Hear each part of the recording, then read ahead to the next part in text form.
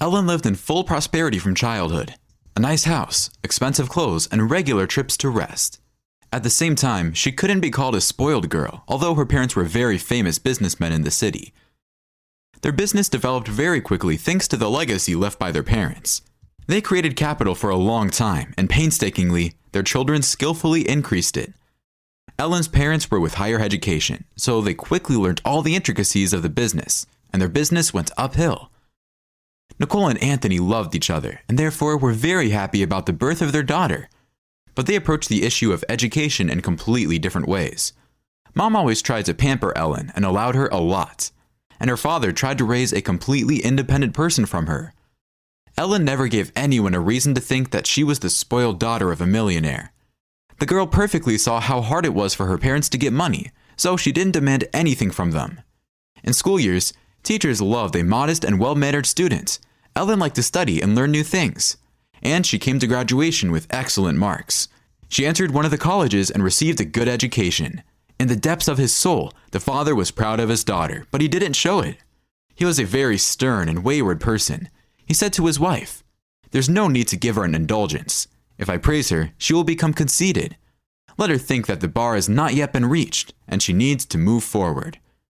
After leaving school, Ellen tried to live independently from her parents, giving up luxury.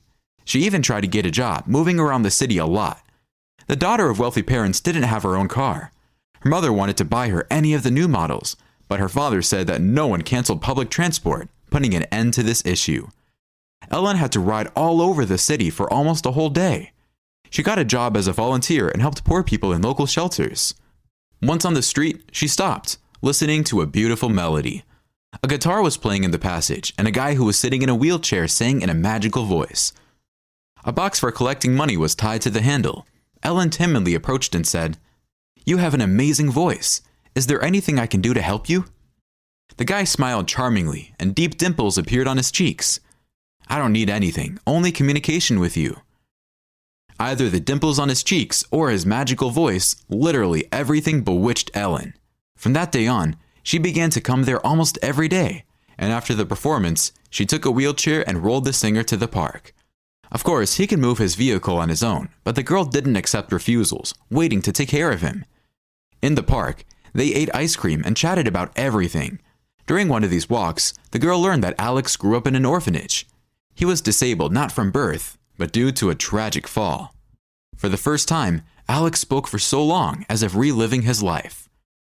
The circus was not far from the orphanage where he grew up. When Alex was a boy, he often ran there. By the 8th grade, he could easily do some circus tricks.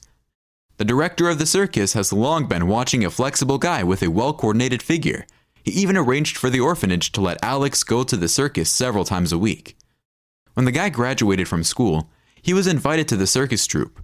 Everything was going great. Alex was predicted a good circus future. He learned very quickly. The audience was looking forward to a handsome young man in a beautiful suit who performed miracles under the dome. But once the performance of a young acrobat ended tragically, something went wrong. Alex fell into the area from a great height and was unable to stand up on his own. There were screams in the hall and many were crying, pitying the young man. But it couldn't help him. The injuries were very serious. It took time and large financial costs for his recovery. Alex had no money, and the director of the circus immediately after the tragedy forgot about the guy. Ellen tried to help in any way she could. Either she would bring him some clothes, or she would bring him something delicious. Alex soon realized that he was attached to the girl, and he looked forward to her every visit. And Ellen caught herself thinking that she seemed to be missing something in those days when she didn't meet with this guy. Once, Alex sadly said that when they went for a walk, "I have only one dream. I want to go to a restaurant with you and invite you to a slow dance. We will definitely order our favorite songs several times. I will do my best to achieve my recovery and fulfill my dream. The doctor said that I was not hopeless. I've already raised some money, and I will continue to try and earn money for the surgery." That same evening, Ellen told her father about the tragedy and asked for money for Alex's treatment. The father spoke indignantly after a second pause. "You are crazy. My mother and I work to operate on the homeless. Why just one? Let's cure all the homeless in the city. I don't want to hear about it anymore." He again began to study some documents, making it clear that the conversation was over. Ellen sobbed bitterly in her room, not knowing how else she could help the guy. Her mother tried to calm her crying daughter. "Don't be upset. Everything will be fine. Later, you and I will try to talk to your father again. Most likely, he will not refuse." Ellen and Alex met every day. There was no physical intimacy between them, but they became very close to each other in soul. The girl was not afraid of Alex's deplorable state, and she told her father that she was ready to become the guy's wife. Of course, no one made her a marriage proposal, but the daughter decided to annoy her father, who refused to help her. Her father's anger was terrible. He threatened to lock up his daughter and forbade her to talk about Alex in their house. But Ellen still continued to meet with Alex and loved to listen to him sing. She especially liked one lyrical love song. The words and music were completely new and unknown to her, and they literally permeated her soul. The girl decided to record it and publish it on the internet. She hoped in this way to tell everyone about a talented musician in need of help. A beautiful song with a gentle melody quickly spread through social networks. That day, her father Anthony was browsing the internet newsfeed while sitting in an office. He stopped abruptly on one of the videos. Lines with a tear-jerking story from the life of a poor acrobat ran on the screen. The text went along with the song that made the man's heart shrink. At some point, it became difficult for him to breathe, and he loosened his tie. He couldn't confuse this song with any other. He repeated several times the motives that excited him. He immediately called the head of security and demanded to urgently find the street singer and deliver him to his office. By evening, Alex was sitting in the office opposite the gray-haired gentleman, silently looking at the guy. The businessman asked in a voice trembling with excitement, turning on the video and showing it to the guy. "How do you know this song?" Alex didn't understand what was happening, but replied, "When I was little, my mother often sang it to me. My mother died when I was not even 5 years old. A rich guy hit her with his car while running through a red light. I was immediately sent to an orphanage." Anthony tried to hold back his tears as he listened to the guy. His thoughts returned to his student years when he was in love with all his heart and soul. He wrote this song for his beloved Stephanie, so he immediately recognized the familiar tune. Their love was bright and unforgettable, but broke into small pieces, unable to withstand the difficulties. Youthful maximalism and Anthony's parents were to blame. They were categorically against a girl from a poor family where her mother worked as a janitor and her father was a loafer and an alcoholic. Shortly after the breakup, Stephanie rented a room on the other side of town and moved out. And Anthony did not listen to his heart, but to the stories of his parents that she had run away with another man, and therefore he tried to forget her as quickly as possible. They never saw each other again. The businessman burst into tears, asking what the name of the guy's mother was. Perhaps his son was in front of him. Everything seemed to fit.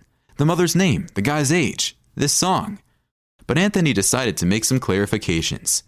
He went to ask for basic information at the orphanage where Alex was raised. The director refused to tell him something for a long time, but the amount offered was able to help in this matter. The mother's name was like that of Anthony's beloved, but the surname was completely different. On the same day, he went to the cemetery, where he found the grave of Alex's mother. A complete stranger looked at him from a portrait on a monument. He became very upset, deciding that a mistake had occurred. But the familiar song was spinning in his head, haunting him. For several nights, the man did not sleep, trying to figure out how the guy and his mother knew the song, known only to him and Stephanie. In the end, he decided to conduct a genetic examination. The result confirmed that Alex was indeed his son. Anthony checked all the documentation from the moment the guy was born, and he became aware that his own mother died in childbirth. The doctors were unable to save the woman. Her close and faithful friend helped the poor man throughout her pregnancy. She was there at the terrible moment of her death and decided to adopt Alex. That woman was also called Stephanie. They were almost always together, and everyone considered them inseparable. A female friend didn't have her own children, so she surrounded Alex with love and care. Friend Stephanie found the song in a notebook that was in the personal belongings of the deceased woman. She learned it and often began to sing to her son. There were many more poems in that notebook that Alex knew by heart. He kept all the notes and carried them through all the years of the orphanage. Older orphans tried a couple of times to tear out the sheets from the notebook, but they received a serious rebuff from the guy, after which they left him alone. Anthony's first concern was the health of his newfound son. After a genetic examination, he found a good clinic abroad, where the doctors took over the Alex's examination and further surgery. At this time, the girl was next to him, who now turned out to be his sister. Ellen was with the guy from the first minute and went to the clinic without hesitation. The father was glad that at such a moment a relative would be with Alex. After the surgery, Ellen literally taught her stepbrother how to walk from scratch. Otherwise, he would have moaned in pain or given up. Now he tried only to smile, saying, "We will succeed, sister." Almost a year later, he was able to get out of the plane on his feet, leaning on his sister's arm.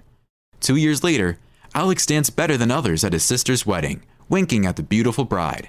He moved perfectly and already began to forget about the terrible times of life in a wheelchair. Now, he moved perfectly on his feet, studied in absentia, and in the evenings performed at a local club. He categorically refused the material assistance of his father. He said that he himself could earn money, but at the same time, he was ready to help them in everything, gladly coming to their house. Soon, he had another unspoken duty. After the birth of their first child, the half-sister decided to make Alex the godfather. He happily began to take care of the baby. Ellen said, sometimes laughing, "Kevin will be confused about who his real father is. The godfather spends more time with him than his own dad." But it was just a joke that everyone understood.